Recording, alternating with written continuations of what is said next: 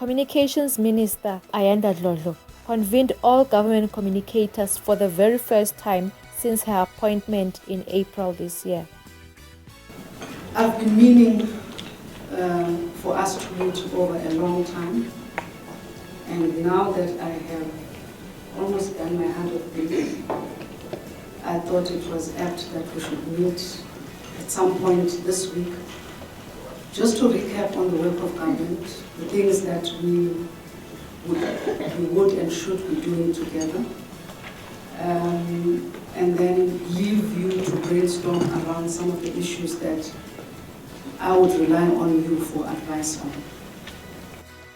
The minister reminded communicators of where their messaging should be sourced to ensure that the right policies and programs are being communicated. The messaging as we write and speak to the media should always be anchored on the National Development Plan. It should always be anchored on the 9-point plan. It should always be anchored on the MTSF. It should always be anchored on the MTEF, but it should also be anchored on the manifesto of the ruling party and also the State of the Nation address. Because even if we sit here in this meeting as EFF members or Freedom Front members or ANC members or any other political party, you are serving an ANC government. That is the government of the day. If you are working in the Western Cape, you are serving the Western Cape government. But that Western Cape government is part of a unitary state, which is the South African government. Minister Dlodlo emphasized the importance of coherence in messaging for all government departments. But the one thing that we mustn't miss is that the messages that would turn out as the GCIS and the various departments must be messages that speak to the broader picture. And in most cases, well, not in most, in some cases, we speak at cross purposes. And to the ordinary listener or the viewer out there, what that means is that there is confusion in the system. I certainly do not want us to be looking like a confused bunch of people who do not talk to one another. The issue of agenda setting by government was a great concern for the minister, as it plays a key role on promoting the good work of government. What remains is for us to sell this positive message to our own people. Let not the media determine the hope of our people.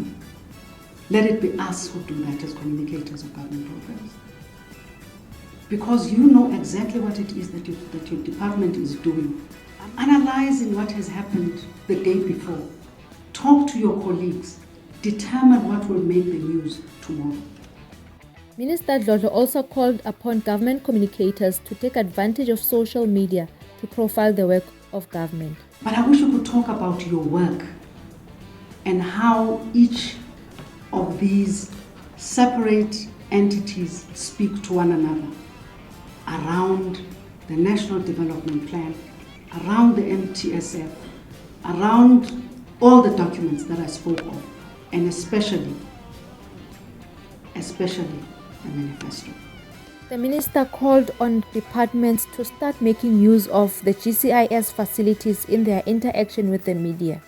She also spoke about the importance of promoting a common identity and a unified look in all communication activities in order to promote the government brand and its professional image.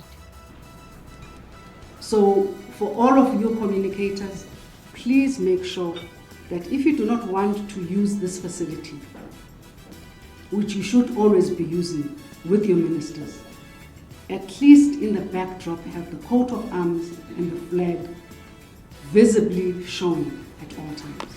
The minister concluded by calling for the resuscitation of the Government Communicators Forum, a platform which encourages the sharing of ideas, programs and plans among communicators. Communicators were also given the opportunity to raise their concerns and challenges that prohibit them from effectively doing their work. The minister noted those issues and appointed a task team that will compile a report to be tabled before the Interministerial Committee on Communications and Cabinet.